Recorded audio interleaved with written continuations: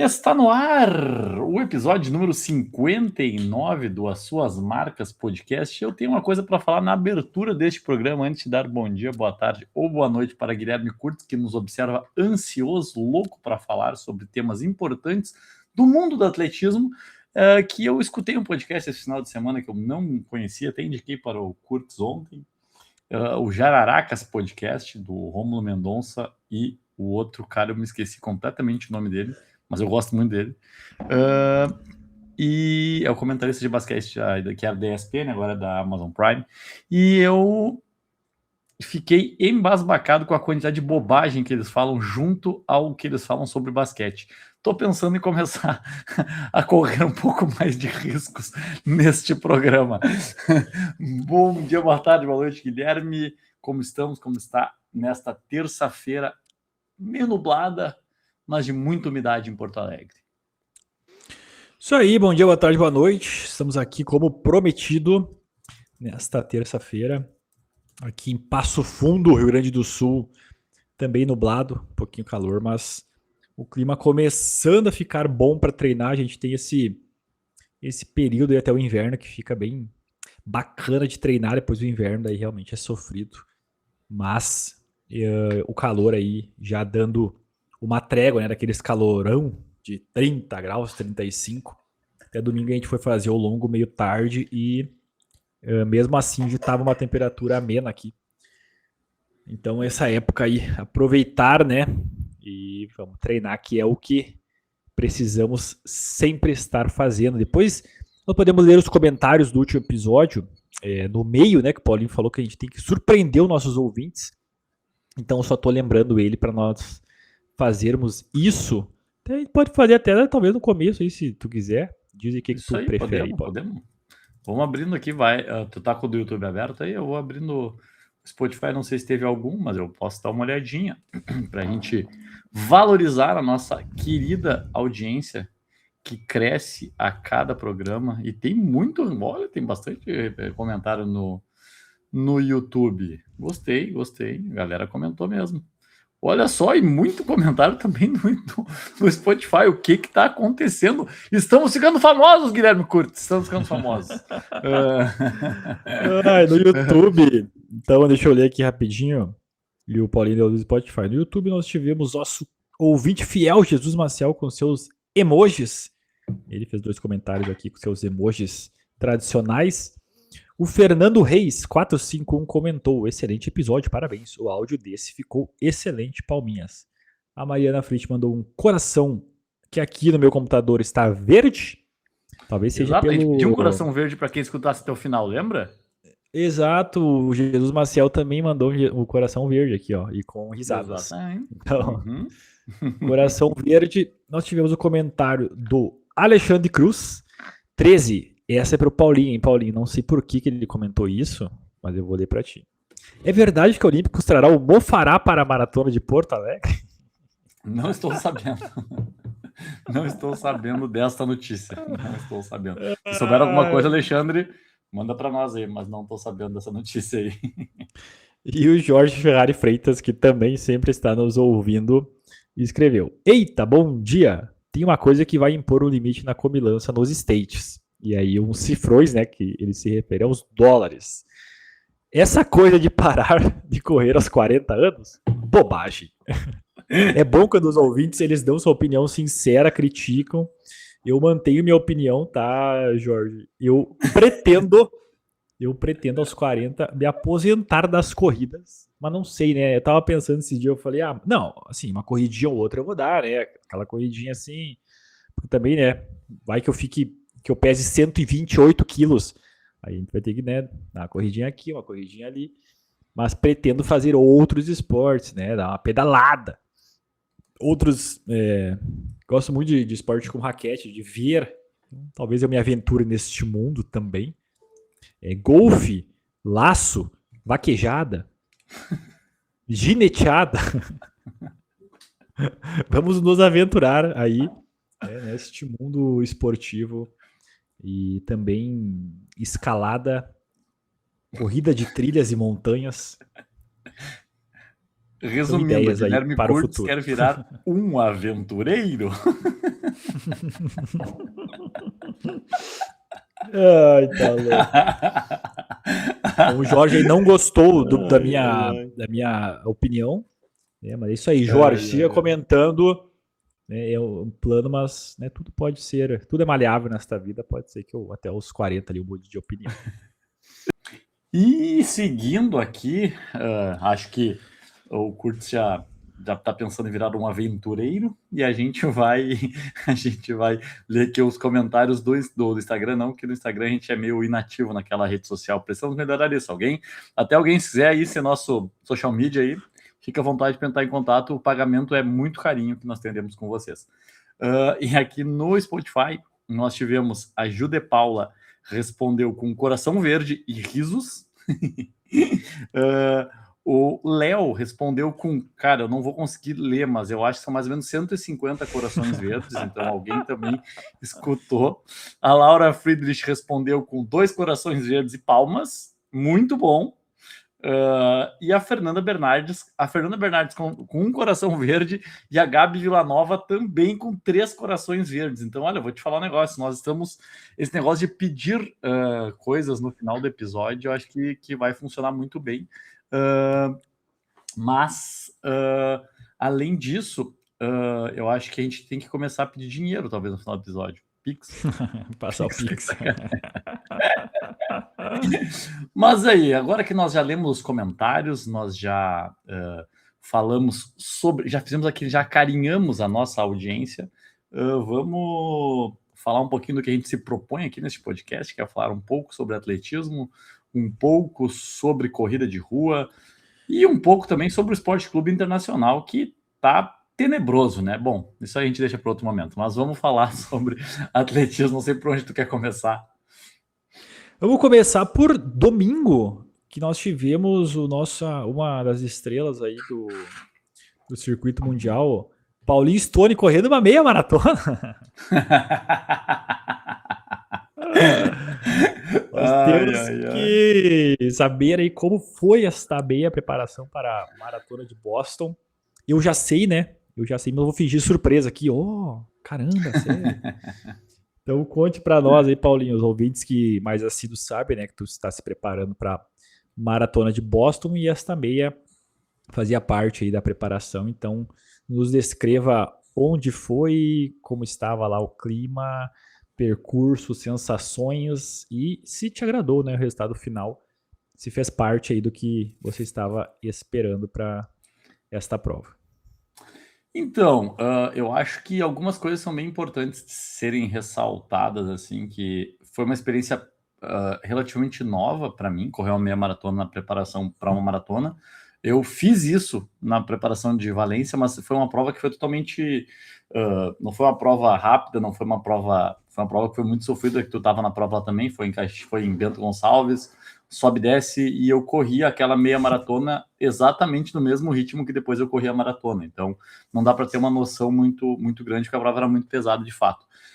Mas, e eu também nunca tinha chegado numa prova com tanto volume acumulado como cheguei dessa vez, nessa meia maratona. E realmente o volume cobrou preço, eu desobedeci, entre aspas, o meu treinador. Ele falou para eu largar um pouco mais lento, e crescendo durante a prova, eu falei, eu me propus a largar para isso, e eu vou largar para isso, e eu vou até onde eu aguentar, e foi o que eu fiz. Foi muito bom até o quilômetro 12, foi espetacular, foi tudo dentro do planejado. Passei ali 17,24, 5 quilômetros, 35,07, 06, os 10 quilômetros, então dentro do 13,30 que a gente tinha planejado para correr a prova. E só que depois ali eu virei acho que uns 4 km para 13,36 e parecia que estava subindo, mas não estava, foi horrível. E quando virou, eu achei que ia conseguir crescer e crescer só que nem rabo de cavalo, crescer para baixo. E aí, cara, foi horrível, assim, ó. Do 14 para o 15, o quilômetro 14 e o quilômetro 15 foi um sofrimento absurdo. Eu pensei em parar diversas vezes e falar assim, não, vou trotar para o final porque não tem condições. Aí no 16 ali eu falei, não, eu vim até aqui, eu vou fazer uma força. Eu dei uma sobrevida em 2 km ali, e aí no 16 eu só pensava assim, se eu correr a 4 por quilômetro até o final, eu chego abaixo de 1,17, então tá bom. E aí foi o que eu fiz, eu me estruturei ali para conseguir correr aquilo ali, mas pela segunda vez na minha vida, quando eu cheguei assim, a prova, minha perna virou uma gelatina, assim, parece que eu tava pisando dentro d'água, eu não conseguia caminhar mais e eu acabei me desequilibrando ali, ao contrário de outras provas, tipo, que eu já caí na chegada, mas caí por outros fatores, mas não porque a perna falhou, assim, a perna realmente falhou, não conseguia, eu caí de fato, não fui pro chão de cansaço, assim. Então foi, mas assim, no contexto geral, assim, pô, 130 quilômetros na semana, uma semana longa, cansado, 2 turnos, três vezes naquela semana. Eu acho que cumpriu o seu objetivo. Fiz meu segundo melhor tempo de meia maratona. Eu acho que agora é passar uma borracha nessa prova, não levar ela como. Levar assim como aprendizado. Deu uma modificada nas minhas expectativas para a maratona, principalmente para a primeira meia maratona. Pretendo passar um pouco mais leve do que eu pretendia passar. Porque a segunda parte da prova, como as pessoas sabem, ela é bem mais difícil do que a primeira prova, do que a primeira metade em Boston. Então, quero passar bem dominada a primeira metade para depois conseguir crescer. Então, modificou um pouco, assim, modificou um pouco o que eu planejo para Boston. Vou um pouco mais consciente, não vou mais tão agressivo como eu fui nessa meia maratona. Então, acho que serviu muito de aprendizado, serviu para dizer que eu estou bem treinado e que, cara, eu tô imprestável desde ontem. Ontem eu já fiz 2 turnos e hoje fiz um turno e tô muito quebrado, tô muito cansado. A perna não vai, a perna não responde, é incrível. Mas deve passar até o final de semana para fazer um longo interessante aí. Vamos ver o que vai acontecer nas próximas 3 semanas, que são as semanas mais importantes agora da preparação. Mas é isso, a prova, me falando um pouco da prova, ela foi extremamente bem organizada. Um amigão meu, o Bruno Berger, foi segundo colocado lá, correu uma 9,58. Eu corri uma 16,34. Eu não tinha falado, acho, do tempo. E a prova foi muito bem organizada, 8.500 pessoas. A prova transcorreu tudo muito bem, largada extremamente organizada, chegada muito organizada. A dispersão, cara, vou te falar um troço. Tem gente que reclama da maratona de Porto Alegre, porque tem que caminhar. Cara, sem brincadeira, da chegada até a medalha, a gente caminhou pelo menos 2 quilômetros. A gente caminhou e teve que subir um viaduto ainda, atravessar a marginal e cair dentro do parque. Então, assim, o cara tem que caminhar muito assim depois da prova. Então, isso é uma coisa que, né, mas é muita gente, então a gente entende que a dispersão é um pouco mais longa. Mas acho que da prova, acho que foi isso. Acho que foi uma prova bem legal, foi uma prova boa. Uma prova plana, estava muito úmido, 92% de umidade quando largou a prova, então tava muito úmido, um calorzinho assim, 22 graus por aí, tava aquela panelinha de pressão, assim, parece que o cara tá dentro de um troço muito quente.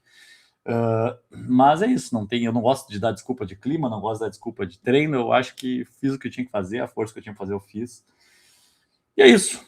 Acho que foi uma boa prova no contexto total, assim, que a gente se encontra no momento. Boa, isso aí. Seguimos acompanhando até a maratona, né? E é bom fazer essas provas para a gente fazer ajustes, ver, né? Tá acertando, tá errando e também as sensações. Bom, em São Paulo que também nós tivemos um resultado bem expressivo do nosso triatleta, que corre muito, que é o Miguel Hidalgo. Ele correu aí uma marca espetacular nos 10 quilômetros, né? Correu abaixo de 29, o Miguel Hidalgo. Correu 28,44 sozinho, né, na Atenas Run Faster. É a mesma prova. Ah, é a mesma prova? É a mesma bacana. prova. Aí, Então tá, muito, muito, muito bom esse 10 dele. Na verdade, né, a gente teve o Jonathan ano passado correndo um 10 lá no Japão mais rápido. Mas a gente vê, né, o potencial dele por ser um triatleta, né, não correr só, não ter o foco só na corrida. Mostra o potencial dele, cara, é absurdo, assim, eu acho que o Miguel Hidalgo corre. Ele que foi para os Jogos Pan-Americanos Júnior pela Seleção Brasileira de Atletismo em 2021, se eu não estou enganado, ou eu acho que em 2021. E correndo 5 km, né, ele correu 14 baixo ali para se classificar. Então mostra que o Miguel Hidalgo, se focasse só no atletismo, já seria um nome muito forte. Ele que tem essa questão no triatlo da corrida dele ser excelente. Eu não sei as outras duas modalidades como que ele é, né? Não entendo de triatlo, mas creio que com essa corrida ele se coloca entre os melhores do mundo, né? Entre os mais rápidos do mundo, os triatletas mais rápidos do mundo, porque sub-29 não é para qualquer um, né? Justamente para o cara não ter, né, esse foco só no atletismo. Então, torcemos muito por Miguel Hidalgo, acho que é um cara pro ciclo agora de Los Angeles, um grande nome, e a gente segue acompanhando, ele tá na elite mundial do triatlo, né? Ele já briga aí com os maiores, e a gente torce que ele brigue, né? Brigue no bom sentido aí, cada vez mais. Esta prova, então, que na meia, né, teve o grande campeão foi o Rafael da Silva com uma 8,44 e a Marina Richwin com 18,34. A Marina, que o ano passado foi a líder do ranking brasileiro da maratona. É um nome aí que a gente também agora, né, abre os holofotes para acompanhar. Paulo, não sei se tu viu o Miguel Hidalgo lá, mas bem expressivo, né? Eu não vi o Miguel Hidalgo lá porque a gente largava 6 e os 10 e os 5 largava 7. Então largava uma hora depois a prova deles. E quando eu cheguei, eu não tinha condições de ver ninguém. Eu só saí para trotar e fui pro hotel. Nem fiquei para premiação lá, porque o Bruno ia pegar pegou pod e tal. Eu nem fiquei lá para acompanhar porque não tinha condições mesmo. Me deu muito frio, acho que eu desidratei e eu fiquei com muito frio, precisei deitar e ir pro hotel, então eu não vi ninguém. Eu não vi nada assim da prova, vi um pouquinho da estrutura da prova assim de arena ali, mas já vazei direto pro hotel assim que terminei de trotar. Mas foi uma baita prova. Eu acho que o Miguel Hidalgo ele já ganhou etapa de Copa do Mundo de triatlon, ele foi vice-campeão mundial de triatlon, então e o Bruno até postou uma foto com ele depois da prova lá. O Bruno viu ele no pódio, muito provavelmente. E o Bruno postou assim, cara, vou tirar essa foto hoje porque o dia que ele for medalhista olímpico, essa foto vai valer bastante. Então, porque a galera do triatlon tem muita expectativa com relação a ele. A galera do triatlo acha que ele é excelente. Inclusive, teve essa etapa que ele foi vice-campeão da Copa do Mundial de Triatlon. Se não me engano, ele ganhou do Alexi, né? Que o Alexi, que o ano passado correu, é triatleta também, correu 12,6 em Valência. Então, o Miguel Hidalgo não é uma promessa, é uma realidade, né, do triatlon brasileiro, e que para Los Angeles 2028 ele é uma promessa de medalha real, né, para o triatlon brasileiro. Então, mostra aí que os triatletas eles estão muito melhores do que os corredores, no sentido de o Alexis ser o melhor corredor melhor maratonista, né, da Grã-Bretanha, e o Miguel Hidalgo um dos melhores corredores do Brasil. Então acho que, não sei se a prova ontem tinha selo ouro ou prata, se tinha, não sei, não. Se não, acho que não tinha medição oficial, os 10 quilômetros, então ele não deve ser líder do ranking, então ele, se não seria o líder do ranking brasileiro. Então é bem interessante assim ver o quanto os atletas estão bem.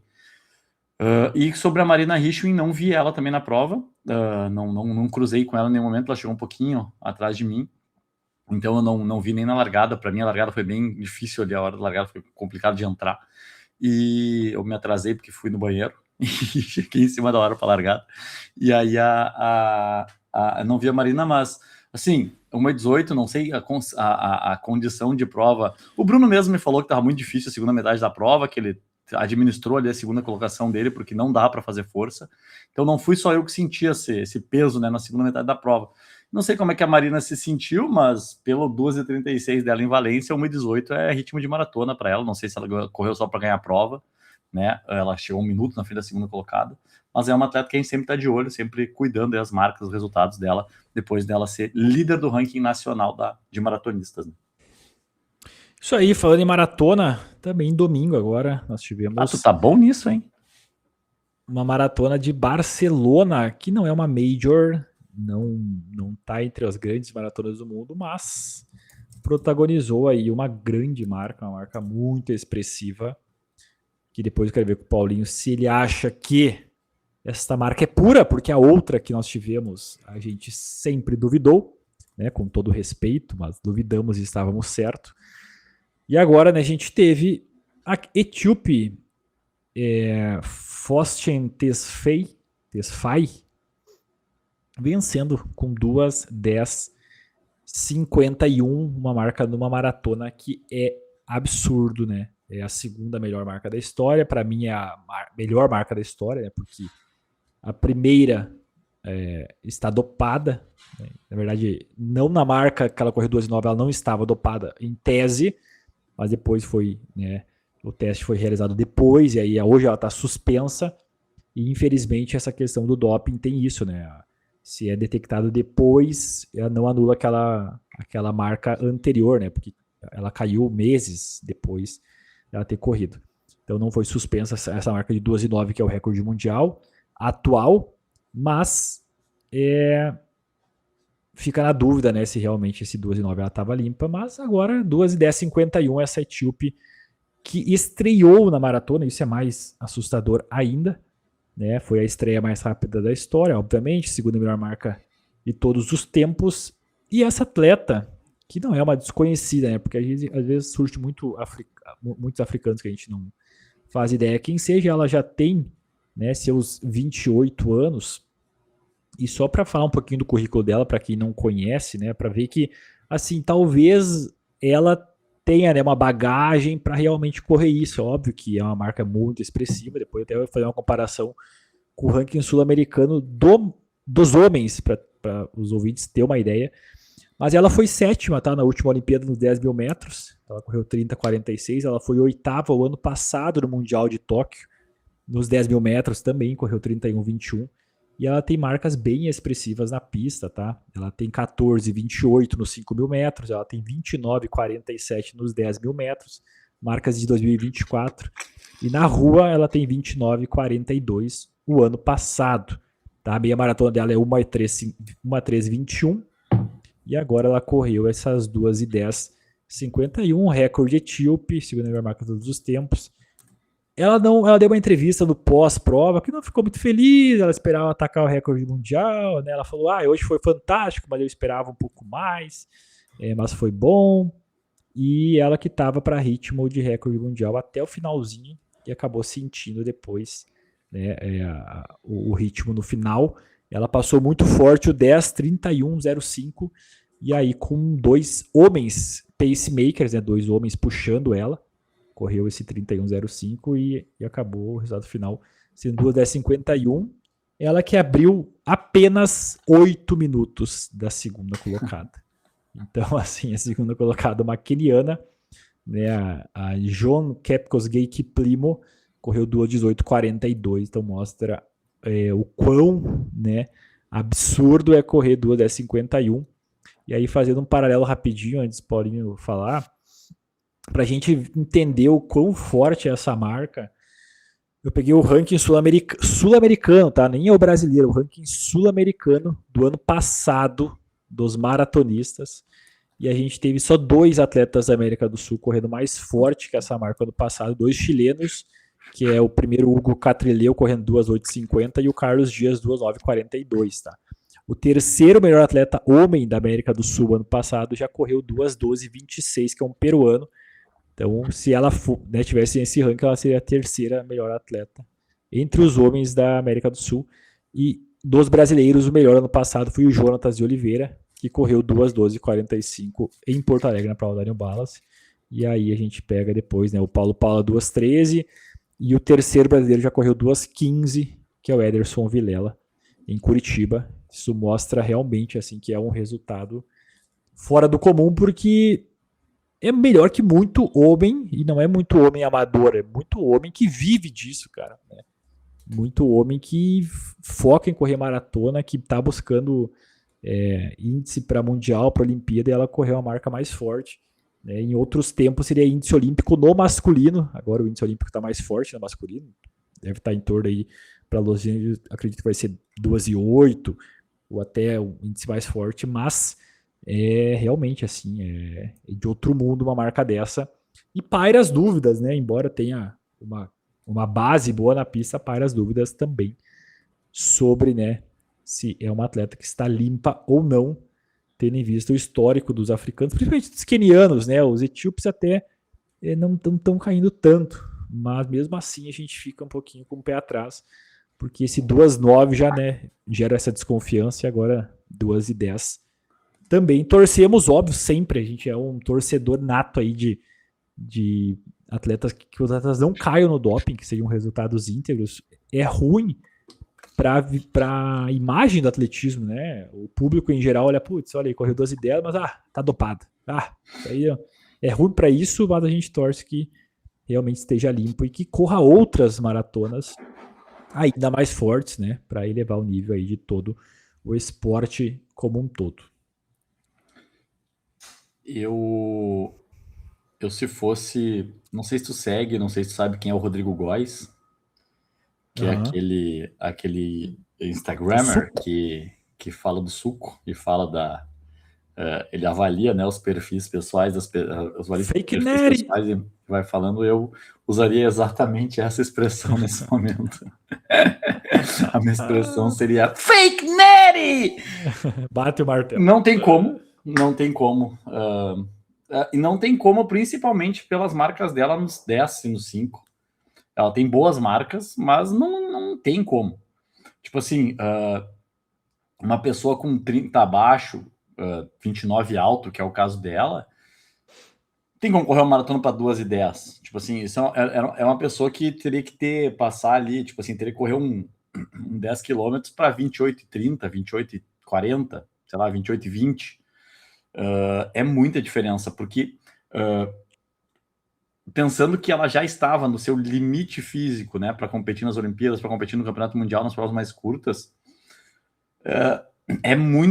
assim, tomara que eu esteja errado, tomara que ela nunca seja pegando doping, tomara que ela seja um fenômeno da natureza, mas é muito, muito, muito difícil de acreditar, e principalmente, tipo assim, quando a Brigid Kosgei correu 12:14, depois de muito tempo que a Paula Radcliffe, eu não lembro exatamente quanto tempo, mas acho que mais de 10 anos, com certeza, a Paula Radcliffe foi dona do recorde mundial, que já era um absurdo a marca da Paula Radcliffe.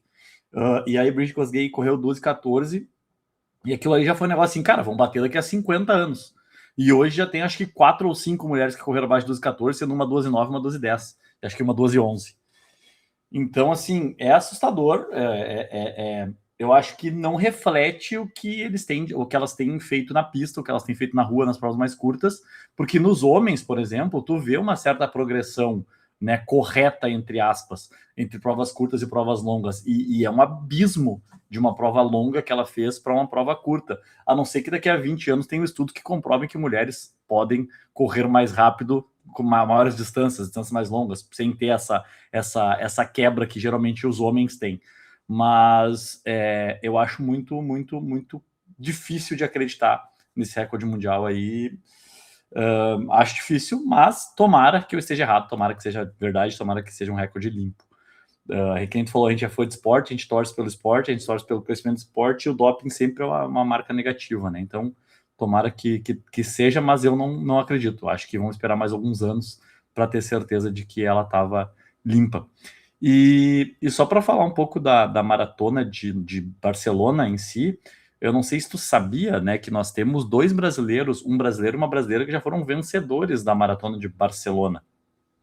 Eu não sei se tu sabe quem foi o homem que venceu em Barcelona. Que ano? 1993. Então me pega, hein? 93. Tu nasceu em 94, né? Tu não tinha nascido ainda, né? Por isso tu não sabe, lembro. É verdade. É verdade. E vou te dizer então, vou te dar mais uma dica, tá? Ele correu 2:13:25 em 1993 e era, até acho que 2 ou 3 anos atrás, recorde gaúcho da maratona. Olha aí, agora fica fácil, né? Nosso querido Volmir. O Volmir Herbst venceu a maratona de Barcelona em 1993, que é, na verdade, o recorde do Danielzinho é o recorde gaúcho, né? Porque ele estava federado pelo Rio Grande do Sul quando ele bateu o recorde, mas também é um recorde, né? Talvez não estivesse topado, talvez estivesse, a gente nunca vai saber, como a gente falou da recordista mundial. Mas, né, para nós, de um atleta nascido no Rio Grande do Sul, é o recorde gaúcho do Volmir Herbst até hoje, 2:13:25 na maratona de Barcelona, assim como em 2001, uma outra grande atleta brasileira venceu com 2:40:32 a maratona de Barcelona, Leone Justino da Silva, foi uma das grandes atletas aí do final dos anos 90, início dos anos 2000, e venceu a Maratona de Barcelona. Então aí nós temos 2 atletas brasileiros, né, um homem e uma mulher, que venceram essa prova tão importante no cenário mundial, aí, que é a Maratona de Barcelona, que já está na sua edição 37. Agora, essa vitória... 38, foi a 38ª Maratona de Barcelona, que aconteceu aí no último final de semana. Boa, muito bom. Também somos história aqui no podcast. A gente teve também a nossa querida Ellen Obiri, correndo a meia maratona de Nova York, batendo o recorde do percurso, uma 6:33, uma marca que a nível mundial hoje não é nada demais, né? Ela não fica nem entre as 100 melhores da história, mas, né, ela vem aí, a Obiri, sempre nas cabeças, e ela que vai tá se preparando para a maratona. É Londres? Será que ela vai correr? Não lembro agora. É Londres. É Londres, né? Londres todo mundo vai correr. A primeira então... prova plana dela. Prana. Primeira prova prana. Londres vai estar todo mundo lá, então Ellen Obiri também fazendo sua preparação. Nós estaremos assistindo, mas uma 6:33, então, na sua preparação, né, já diz bastante coisa sobre o que ela pode correr, e também mostra, né, o quão assustador é correr 2:10, porque uma 6 numa meia maratona, a Ellen Obiri, sendo a Ellen Obiri, né, não seria nem a parcial do que a nossa Tesfaye correu na maratona. Isso realmente é assustador. Eu acho até que a meia de Nova York, ela é, se não me falha a memória, tá? Ela é uma meia maratona meio pesadinha, tá? Do jeitinho que a Ellen Obiri gosta. Então, acho que ela é uma meia um pouco mais com uma... Então, você dá uma pesquisada aqui, mas eu acho que ela tem um pouquinho de elevação. Eu sei que tem uma meia maratona em Nova York que não, e tem uma que sim, eu não sei se é essa ou não, mas eu vou dar uma pesquisada enquanto eu falo. Mas também queria falar também sobre outro grande resultado que teve na meia maratona de Nova York, que foi a estreia, né, do Grant Fisher, que é um corredor de 5 e 10 mil metros, né, 2 vezes medalhista de bronze olímpico, o americano Grant Fisher, correu 1:00:53 e foi o 14º na meia maratona de Nova York. Então, para ver o quanto estava forte a prova para o Grant Fisher, né, foi o 14º com 1:00:53. Não sei o que tu acha dessa marca do Grant Fisher, foi a primeira meia maratona dele, foi melhor que o Jacob Ingebrigtsen, pelo menos, mas não sei qual a tua avaliação, assim, o que tu acha que o Grant Fisher pode melhorar ainda nas provas mais longas, se era isso aí mesmo com as marcas dele. Ele foi quebrando, né, passou 13:58, aí o segundo 5.000 13:59, o terceiro 5.000 14:28 e o quarto 5.000 15:07. Parece eu, cara. Aprendeu comigo.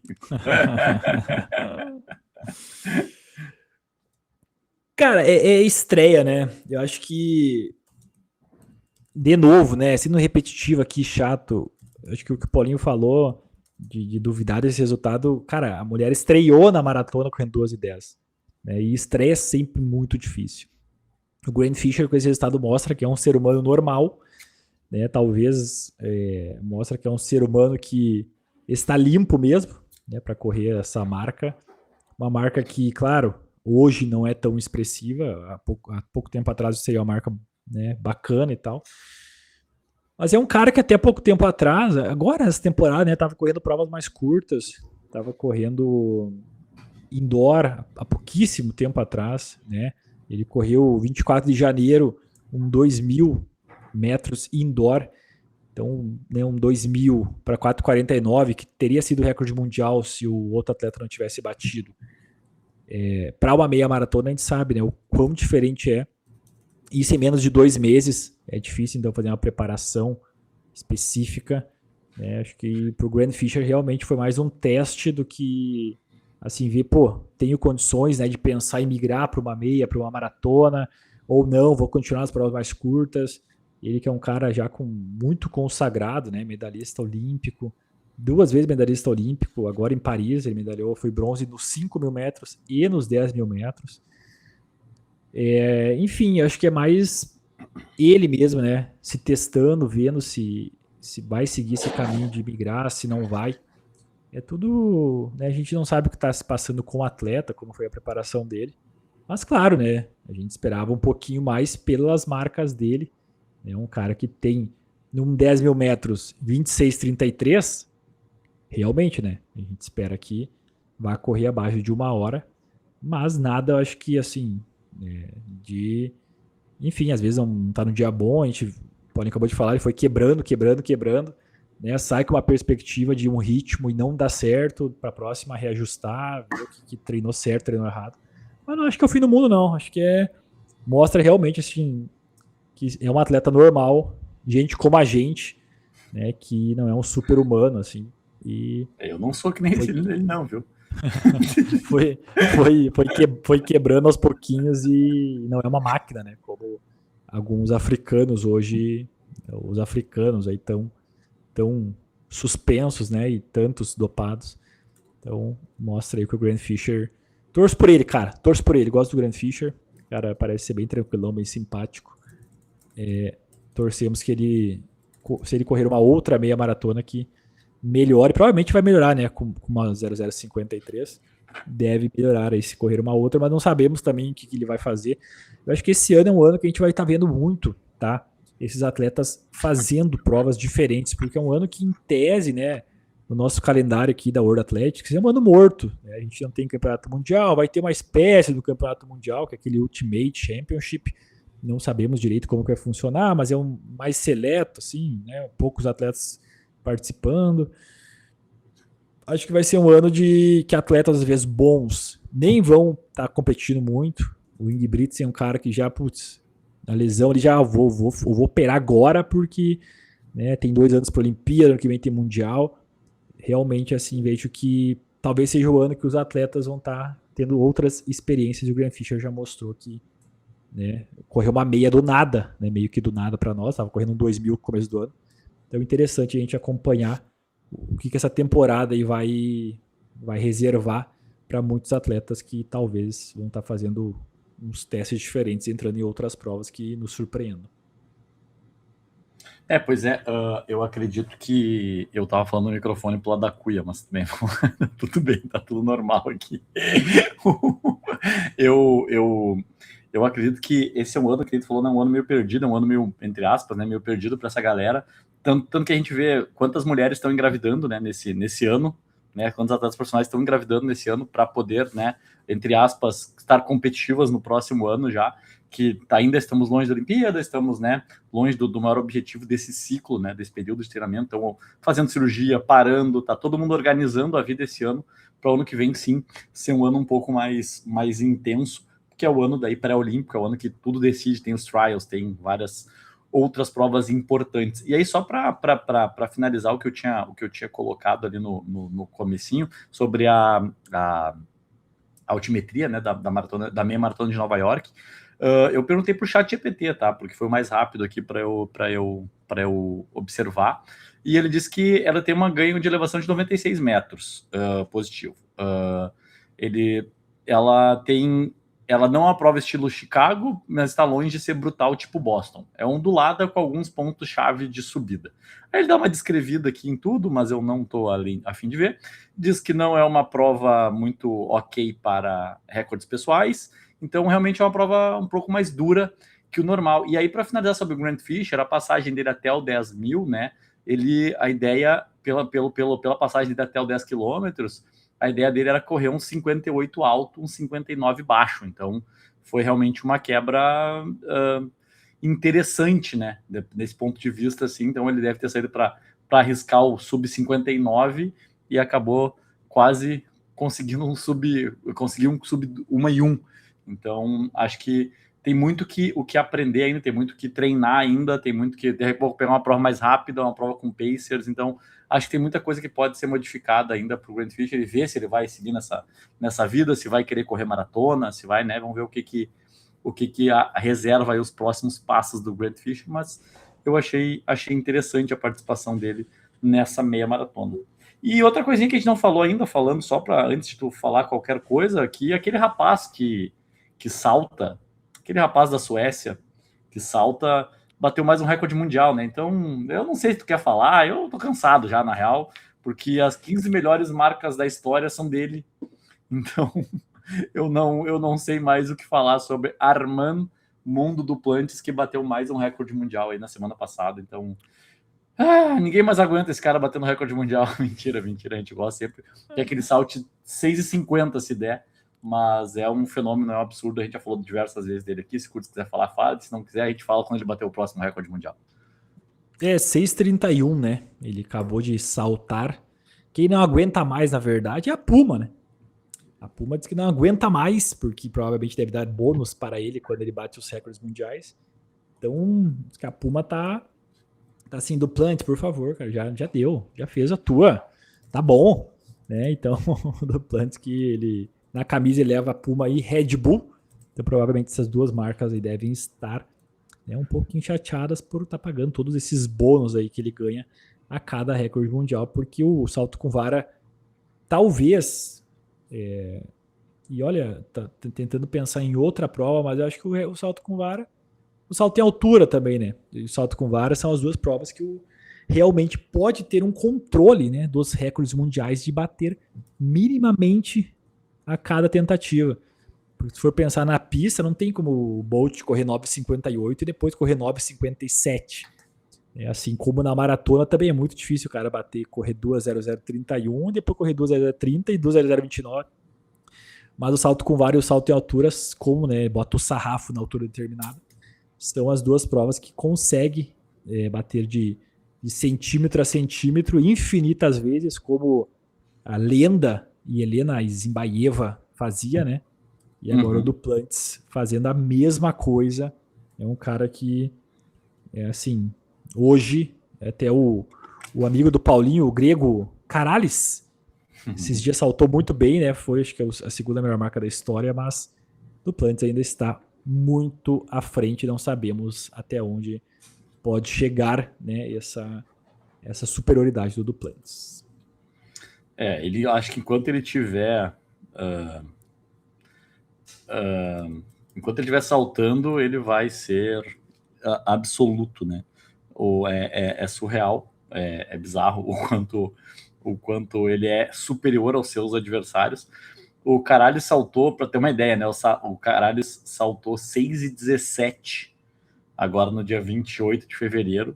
Ele tá, sei lá, 14 centímetros, 13 centímetros atrás do recorde mundial agora do Duplantis. Então imagina o teu adversário principal ter tanta diferença com relação a ti, né? O teu principal, né, adversário para qualquer competição, que tu entrar, tu tá sabendo que tu tá 13, 14 centímetros atrás do cara, e então é uma coisa, deve ser um pouco motivador para quem tá vindo tentando buscar ele, ou uma torcida para ele errar, para conseguir fazer alguma coisa, para conseguir competir, porque ele realmente é muito, muito, muito, muito superior. E eu joguei aqui, já que eu tava com ele aberto, aqui joguei no ChatGPT quanto que a Puma pagava, mas o ChatGPT não soube me dizer, porque diz que o contrato não vazou, não é aberto, mas eles estimam que é uma estimativa muito válida, aproximadamente 30 mil e 100 mil recordes entre 30 e 100 mil dólares por recorde. Tipo assim, não faz nenhum sentido, mas tudo bem. E que a Red Bull não dá valor ele ganha pela Puma e pela World Athletics, só por recorde mundial, que a Red Bull é um contrato fechado, independente de ele bater recorde mundial ou não. Não vamos confiar nessas informações aí. E talvez os contratos sigilosos. E bom, já estamos encaminhando mais para o final. E final de semana, quem quiser acompanhar, não sei exatamente onde será transmitido, normalmente é pelo Sport TV. Nós teremos nosso campeonato mundial indoor, que vai acontecer este ano na Polônia, do dia 20 ao dia 22. Então, de sexta a domingo, quem estiver em casa, tranquilamente, sem nenhuma programação, liga a TV. Creio que no Sport TV passa. O Campeonato Mundial Indoor é muito legal, né? Quem nunca assistiu aí o Campeonato Mundial, cara, durante o campeonato ali, tu não consegue parar, é uma prova atrás da outra, no campo, aspas, né? Porque dentro de um ginásio, mas ali no campo, saltos, arremessos, e corrida e revezamento. muito legal. Assistam 20 a 22 de março. Então, quem está ouvindo nessa semana, né, sexta-feira, aí já começa com grandes nomes, né? Óbvio que os grandes nomes do atletismo mundial não estão, né? Muitos não estão. Tipo, Noah Lyles não vai estar, pelo que eu vi aqui, dentre outros, né? Ingebrigtsen está machucado. Nos 5 ali 3 mil metros, a prova mais longa, então atletas do 5 e do 10, para quem gosta, muitos não estarão. Mas mesmo assim, né? A gente sempre tem muitas surpresas do Campeonato Mundial, é muito legal de assistir. A gente sempre tem algum brasileiro beliscando uma medalha também, sempre tem alguma surpresa. E a gente torce, obviamente, para os nossos brasileiros estarem, né, tentando trazer uma medalha para nós. Tava vendo aqui, né? Esse ano a Ana Azevedo tá muito bem nos 60 metros. Hoje, pelo ranking, ela é a 8ª, né? Só 6 vão para a final. No salto triplo, a gente tem o Eltinho, cara, um amigão meu, assim, muito gente fina. O Eltinho é o 4º do ranking esse ano por marcas, então tem chances também. A gente tem o Eric, né? O Eric Cardoso também tá entre os 10 melhores dos 60. Ele correu os 49. Então vamos estar torcendo, tem muitos brasileiros, quase em todas as provas a gente tem brasileiro, nos 60 metros tem brasileiro, nos 400 tem brasileiro, inclusive a gente tem o Matheus Lima também, é o 6º esse ano do ranking, nos 800 a gente tem brasileiro, 1.500 a gente não tem e 3.000 não tem, 60 com barreiras tem brasileiro, então assim, diversas provas a gente tem representantes do nosso país, e o salto com vara feminino, que a gente tem que destacar sem dúvida, né, a nossa querida Juliana, que está classificada, está saltando muito bem. Ela que está morando na Itália, ela está aí entre as só 12, tá? Só 12 atletas estarão no Campeonato Mundial no salto com vara e ela conseguiu entrar entre as 12. Esse ano ela saltou 4,61. É muito detalhe, né? A líder do ranking tem 4,81, mas a Juliana é uma atleta que vem evoluindo bastante. Eu acho que pode nos... não digo surpreender, porque a Juliana já é uma realidade, mas ela pode, quem sabe, estar beliscando uma medalha. E é para isso que a gente torce. Vamos estar aí, fardados na frente da televisão, Brasil, bandeirinha do Brasil, aquele meme lá, todo de Brasil, torcendo para os nossos atletas brasileiros. Então assistam de sexta a domingo. Os horários não sei aqui ainda, mas pesquisem aí. Né? Hoje tem o chat que nos ajuda com todas as respostas. E ontem a World Athletics divulgou também na página deles os horários das provas, divulgou tudo bonitinho já.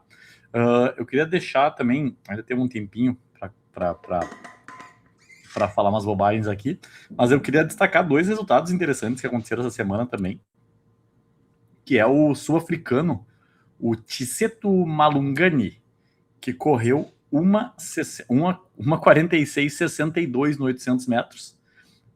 Foi o tempo mais rápido para alguém de 16 anos, e é uma marca assombrosa, realmente. Foi bizarro, mas a gente tem que ver até onde vai, né? Até onde ele vai suportar essa carga. Não se sabe quanto de treinamento ele já tem, quanto de carga ele já tem no corpo, mas é uma marca impressionante, uma 46,62, bem como o americano Garrett Kalund, que correu 19,95 no 200 metros indoor. Foi a segunda melhor marca da história no campeonato da NCAA e apenas 0,03 do recorde mundial, 0,03 segundos do recorde mundial. Então, assim, foi uma marca impressionante. Tomara, não sei se o Garrett Kalund vai estar no Mundial ou não, porque os americanos a gente nunca sabe, né? Que é muita gente participando dos trials. E então acho que foram 2 marcas, assim, além do recorde mundial do Duplantis, que foram bem assombrosas nesse final de semana, né? Durante a semana passada. É isso aí. Sempre, né? Com grandes marcas a nível mundial, tanto no começo do ano quanto no decorrer, e vamos ver o que nos aguarda neste campeonato mundial. Bom, se o Paulinho quiser falar mais agora, coisas aleatórias. A gente pode falar de coisas aleatórias sobre o tetracampeão olímpico Michael Johnson, que é acusado de desviar 2,5 milhões da Liga de Atletismo Grand Slam Track, que nós sempre trazemos atualizações por aqui. Que vergonheira, hein? Vamos falar sério. Que vergonha aí, Michael Johnson. Pô, um cara que não precisava disso aí, né? Não precisava fazer esse tipo de coisa, né? Mas eu já tô meio cansado da Grand Slam Track, na real, porque que coisa, quanto mais mexe, mais coisa aparece dessa Grand Slam Track. É bizarro, tipo, acho que é surreal o que aconteceu, uma liga que veio para revolucionar o atletismo e acaba parando nas páginas policiais por uma série de escândalos, e os atletas não recebem, os patrocinadores pagaram, agora o Michael Johnson desviou.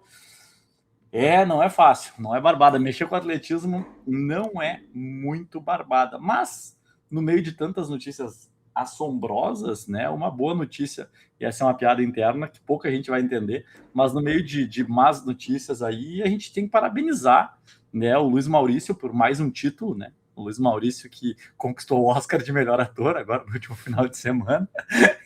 A gente tem que dar os parabéns, que além de um baita lançador de dardo, ele também ganhou o prêmio de melhor ator no Oscar agora, né, pelo filme Pecadores.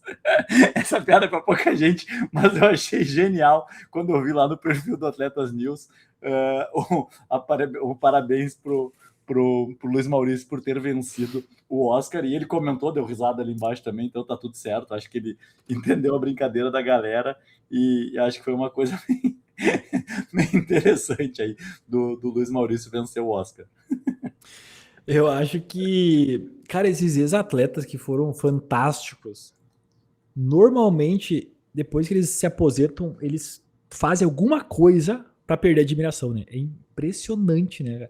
Quanto, eu acho que assim, ó, ex-atleta que foi fantástico, cara, some, não precisa mais, deu.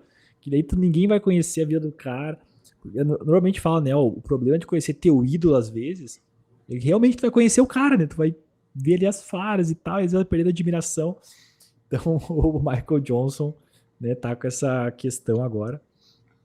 E, putz, para atletismo é complicado, né? Foi um milhão de deve para muitos atletas, não pagou fornecedor. Então mostra que dois lados, né? A questão primeiro que o atletismo é muito difícil de vender, né? Eu acho que o que a Diamond League faz hoje é um exemplo. São há muito tempo, né? Antes era do nome da Golden League, e se perpetua cada ano os estádios lotados, pagando bem os atletas, grandes locais sempre as provas. E o Michael Johnson talvez achou que era muito fácil fazer isso, replicar isso, pagar muito mais, e viu, né? Agora as reportagens mostram que não é tão fácil assim. Eu acho que vender o atletismo, a pista principalmente, é muito difícil, principalmente, assim, justamente aqui, talvez nas Américas. Né? Os Estados Unidos tem uma questão que todo o esporte está sempre lotado, mas o Michael Johnson tentou levar uma etapa para a Jamaica, foi assim, ó, não tinha público nenhum. Até quando começou a passar, né, a transmitido no ano passado, eu pensei, cara, mas tem alguma coisa errada, não tem ninguém assistindo nas arquibancadas a prova, ninguém. Na Jamaica, que a gente vê os trials deles e sempre tá lotado. Então, alguma coisa ele falhou, né, nesse ponto. Não sei se os ingressos eram muito caros, né? A gente sabe que a Jamaica é um país que não tem tantas condições. Enfim, outra etapa nos Estados Unidos também não teve, né, tanto público. E aí realmente mostra que o nosso esporte hoje, a corrida de rua, acho que está um pouquinho diferente, um patamar diferente já. Né? O crescimento e as pessoas acompanhando qualquer provinha. Eu vejo assim aqui na minha cidade, qualquer provinha abre 500 inscrições, acaba em 2, 3 dias, entendeu? Se abrir 1.000 inscrições, vai fechar, né, rapidinho. Mudou muito, né, a percepção do corrida de rua, mas a pista ainda sofre, né, com essa questão do público ir assistir eventos de pista, ir numa arquibancada, levar a família, acompanhar, não sei, teria que... Claro que é um buraco muito mais... que é um buraco mais embaixo do que a gente pensa, mas mesmo assim são coisas que refletem, né, nos atletas serem tão pouco valorizados, essa questão de ser difícil de conseguir um patrocinador para a pista, de conseguir parceria, porque não é visível, né, não é visto. Eu não sei qual que é a audiência, se a gente for... Seria legal, né, a gente saber, por exemplo, uma audiência no Campeonato Mundial de Atletismo no Sport TV comparado com outro esporte, nem vou falar futebol, vôlei, mas com outro esporte para ver se realmente, né, o atletismo as pessoas não assistem, não é atrativo, e o que poderia ser feito para isso. A gente tem nessas milhões de teorias, né? Quando eu e o Paulinho estamos num boteco, o pessoal fala, mas você está falando de política? Você está falando de... Não, estamos falando ali como resolver o problema do atletismo mundial. E aí, nós estamos empreendendo, tendo milhões de ideias que, na verdade, ficam só na nossa cabeça. Mas, ao nosso ver, nós resolveríamos todos os problemas, com certeza.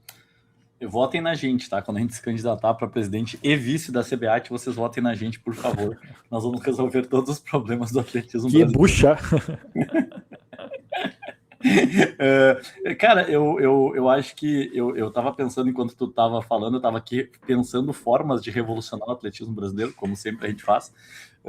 Mas eu acho que, para a questão do público na arquibancada, assim, eu acho que deveria se pensar no... E aí, claro, tudo precisa de dinheiro, tudo precisa de patrocinador, tudo precisa de... É muito difícil, realmente. Mas, assim, eu acredito que a gente deveria investir muito mais na experiência da pessoa que está assistindo, né, o campeonato, seja o estadual, o regional... E aí também tem uma questão da base não ser investida, porque daqui a pouco, se tivesse um campeonato escolar... tu já vai criando uma cultura dos pais levarem os filhos, acompanharem os filhos, daí aquele cara que não virou atleta, mas daqui a pouco ele quer acompanhar, sabe? É tudo parte de uma cultura, de criando essa cultura de arquibancada, de torcer pelo esporte, mas eu acho que mais do que isso é fazer... Como eu lembro, há muitos anos, quando eu era criança, que quando vinha uma partida de vôlei para Porto Alegre, por exemplo, que já era um esporte bem popular no Brasil, nós já éramos medalhistas olímpicos, etc. E quando vinha uma partida de vôlei para o ginásio Tesourinha, aqui em Porto Alegre, por exemplo, cara, na época era o Banco do Brasil, o patrocinador oficial, acho que ainda é até hoje o patrocinador do vôlei. Cara, todas as pessoas que entravam, acho que o ingresso era gratuito, e todas as pessoas que entravam no ginásio ganhavam uma camiseta do Banco do Brasil e ganhavam aqueles negocinhos de bater assim, né, para fazer barulho na arquibancada. Então, assim, aí tu já vai criando uma experiência. Daí no intervalo, daí sorteavam alguma coisa. Eu acho que precisava do atletismo, por exemplo, assim, vai ter o campeonato estadual na Sojipa aí no final de semana. Que todo mundo que for vai ganhar uma camiseta da seleção gaúcha, sei lá, nem tem mais seleção gaúcha, mas vai ganhar uma camiseta da federação, azar, tipo, do patrocinador da Caixa, sei lá, vai ganhar, e aí no meio a gente vai ter sorteio de inscrição para a prova, vai ter sorteio de, sabe, dá para fazer algumas coisas diferentes, assim, para atrair o público da corrida de rua para observar, e também, tipo assim, não deixar aquela coisa monótona, faz uma prova em cima da outra, não atrasa a competição, faz a coisa mais dinâmica. Então, assim, tem muitas coisas que dá para melhorar para o atletismo, porque, por exemplo, tu vai ver uma transmissão no canal Atletismo Brasil lá, ou no canal do YouTube aí da CBAT e tal, cara, as transmissões são um saco, os caras não sabem nem quem tá competindo, os caras não sabem nada, e daí, tipo assim, para e fica 10 minutos para ter outra prova. Então, assim, eu acho que parte muito a Diamond League revolucionou, porque a Diamond League é 2 horas, e não é todas as provas, resolve rápido, audiência, segura a audiência, tem intervalo, né, tem poucos intervalos ali no meio da transmissão. Então, assim, tem uma questão que a Diamond League acertou muito nesse quesito, assim, que é trazer atratividade para o público assistir. Então, eu acho que parte muito disso, de encher arquibancada, e também encher arquibancada com bons atletas é muito mais fácil, né? Do que tu encher atleta com um agente correndo, né? Mas, assim, mas é uma questão que eu acho que... E também transmitir mais prova pelo YouTube, transmitir mais, inserir mais, né? Ou daqui a pouco, influencers que não entendem nada, trazer esses caras para a pista também, para mostrar como funciona a pista, para criar conteúdo, porque querendo ou não, eles formam a opinião de uma galera. Então, tem algumas coisas que dá para fazer. Eu digo bons influencers, né? Os influencers de fato, não os desinfluencers. Mas eu acho que tem uma série de questões aí que a gente poderia resolver o atletismo brasileiro, que serão resolvidos quando nós somos presidentes e vice da CBAT. E depois da World Athletics.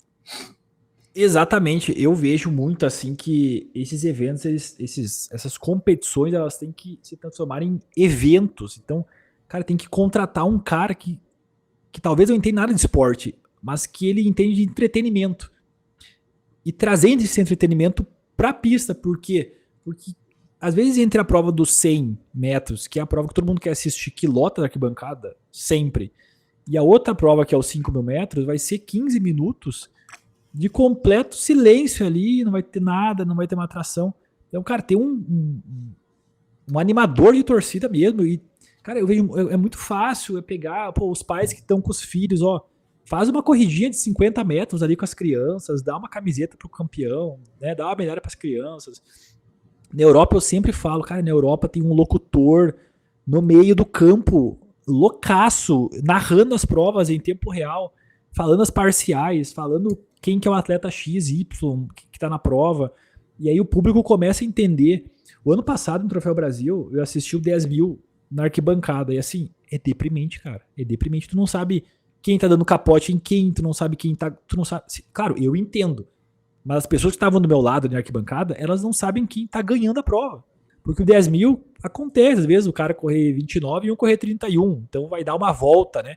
Ele vai dar uma volta no retardatário ali. E as pessoas que estão na arquibancada, às vezes não entendem quem tá na frente, quem tá atrás, quem tá vencendo, quem não tá, se falta 2 voltas, se falta uma. Então ter uma pessoa ali que explique, tem que ser didático, cara. Tem que ser uma pessoa que explique, o Fábio Jesus tá na frente, o Maicon, o Jonathan tá aqui, o pelotão da frente tá no ritmo tal, no pace tal. As pessoas gostam tanto de pace hoje, né? Entendem muito por pace e ritmo. Então tem que mudar, cara, essa questão e tornar atrativo. Mas transformar isso num evento mesmo. A gente vê hoje, né, um Super Bowl. Cara, as pessoas às vezes vão mais pro Super Bowl pelo show do intervalo do que pelo jogo. Pelo que aquele evento vai trazer, né, de entretenimento. E pro atletismo eu acho que não é difícil fazer isso, cara. Não é uma questão tão assim, vai gastar tanto para fazer isso. Acho que não, sabe? Acho que tem dinheiro para algumas coisas. Mas é mudar essa mentalidade. É ver que o esporte da pista é importante, mas o entorno também. No ano passado, no Troféu Brasil, cara, eles estavam barrando entrar na arquibancada por um dos lados. Daí tu fala assim, como assim? As pessoas que estão lá para assistir não podiam entrar na arquibancada de um lado, tinha que dar toda a volta, porque aquele lado ali não é só para, não sei, tinha que ter uma pulseira. E aí aquilo ali já estraga totalmente a experiência das pessoas, porque a pessoa vai ali com a família, tenta subir na arquibancada e o segurança fala, não pode, tem que dar toda a volta. Então, putz, cara, tô aqui prestigiando os atletas e já recebo um não. E aí as pessoas ficavam numa escada ali assistindo, porque não dá pra subir a arquibancada, as pessoas ficavam... É difícil, sabe? É muita coisa assim que a gente vê que é simples de resolver, mas que eu não sei se não chega em quem tem que chegar, se para eles tá bom desse jeito, né? Questão da transmissão também a gente sabe que é um saco sempre a transmissão, os narradores eles não entendem quase nada, né? O cara correu um 400 para 50, ele grita como se fosse recorde mundial, a gente fica assim, meu Deus do céu, como assim, cara? Então... às vezes o 1500 no Troféu Brasil tem 2 baterias, a bateria mais forte corre bem mais forte, e o narrador fala, não, mas tem que esperar o resultado da anterior, tem que ver, né, porque vai saber se o cara realmente correu mais rápido. E não, é muita coisa, né, que assim, só vai ser resolvido quando nós virarmos presidente e vice-presidente. Então, marquem aqui nos comentários do Vlamir, não, mentira, porque a gente não vai botar no Instagram isso aqui, mas o que a gente... Eu queria qual que emoji? Sugerisse, exatamente, eu queria que tu sugerisse qual emoji será hoje para quem escutou a gente até o finalzinho, para quem escutou até agora. Hoje o emoji sabe qual que é o emoji hoje? Eu tô pensando que o cara vai se enrolando, né? Tu sabe qual que é? Sabe qual que é o emoji que eu vou... Não pedindo a berinjela, tá tudo certo. O pior que da minha cabeça veio uns emojis assim, eu disse, não, vou ser mais meu. O emoji hoje é aquele que... Top! Top, com a setinha pra cima, top. Top! Isso é bom. Daí, beleza. Então... Já é uma avaliação, né? Porque as pessoas que não ouviram e vão ver os comentários, vão tudo ver top. Exatamente. Vão achar que foi muito bom. Achei excelente a escolha. Então, se você nos escutou até este momento, por favor, comente com top, com a setinha para cima ali. Procura esse emoji, vai que não é muito difícil de achar, e comenta aí pra gente, vamos ver quantos comentários vai ter no próximo episódio. A gente promete. No iPhone hoje tem, né? No iPhone tem a opção de tu pesquisar o emoji e escrever ali, daí ele já bota. Mas a gente não sabe se a gente está em todas as classes sociais para todo mundo ter iPhone, Guilherme. Mas eu acho que no Android também faz isso. Então tá, galera? A gente se despede com essa crítica social e prometemos voltar na próxima terça-feira ou não, a gente nunca sabe o que pode acontecer. Então, um forte abraço a todos e até a próxima terça-feira. Valeu, até mais.